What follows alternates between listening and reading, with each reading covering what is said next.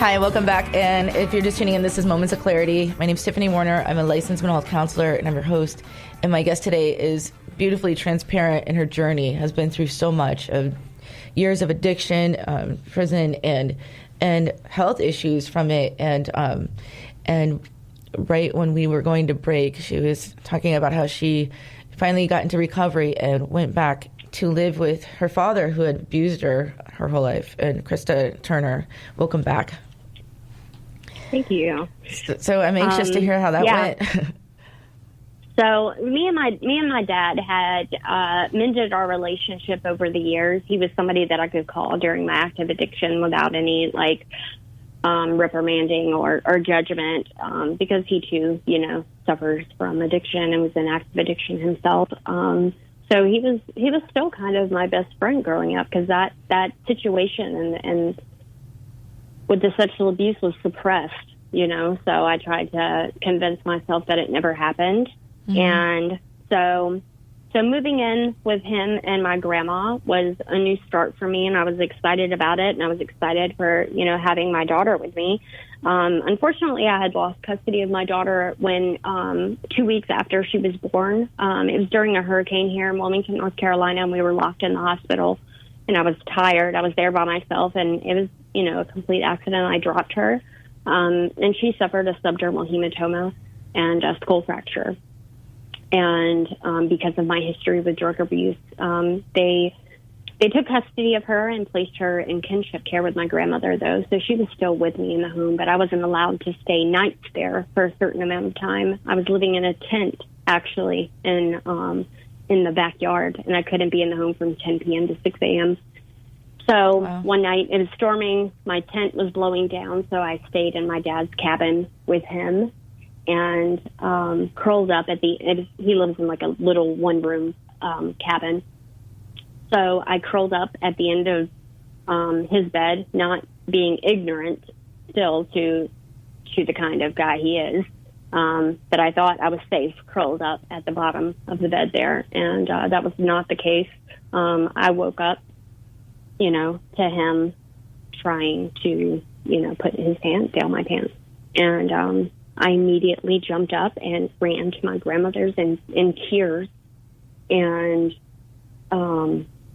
again, I was, it was, your dad didn't know what he was doing.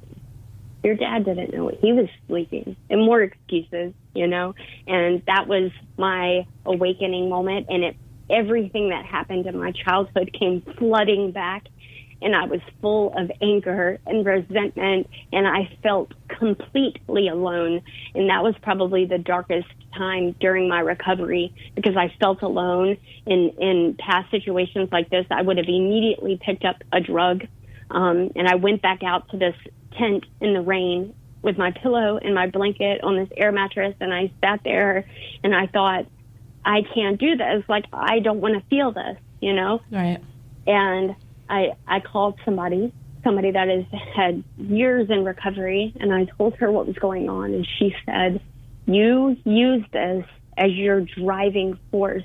You use this to stay sober so nobody can do this to your daughter. You have to be there to protect your daughter now. And that's what I did. I used it as my driving force, and I decided I was going to do whatever it takes. I was going to be a no matter what, no excuses, never settling kind of woman. And I took off from there. I got my own place to live. I got my license back. I got my own vehicle. I got custody back of my daughter within 3 months, and we moved away.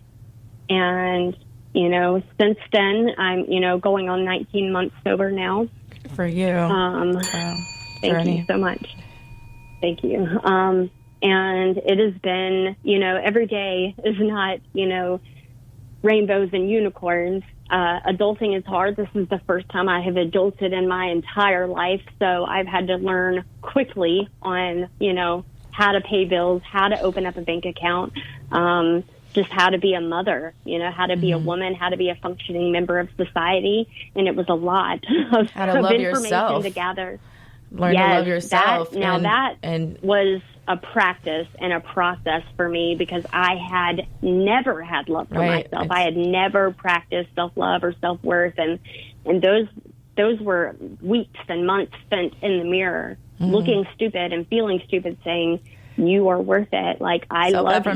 Look how beautiful you are." Krista, we only have 1 minute left, and I have to talk to you forever. But what a great journey, and you're doing some great things now, and you have a live social media platform called Sober Momster. Yes. And what you do is fantastic, and how you really reach out, and you are being a support for so many people that really need that. And I encourage all you guys to follow Krista Turner. She's on Facebook, and she has a page, Sober Momster, not Monster, Mom, MOMSTR, STER.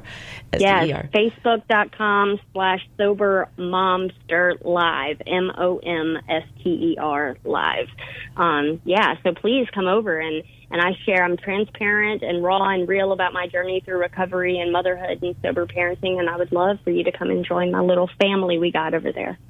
Yeah, and it's a great resource, and it's a great page, and you're really funny at the same time as honest, and that's what I appreciate the most, and real. And people need the real truth to be able to cope with their own lives and not feel alone. And Krista, thank you so much for being on Moments of Clarity, and I appreciate everything. And we'll be back with Moments of Clarity every Thursday and Friday from 12 to 1. And please be kind to yourself and a stranger. You never know what they're going through. And take care. Trust in you. Put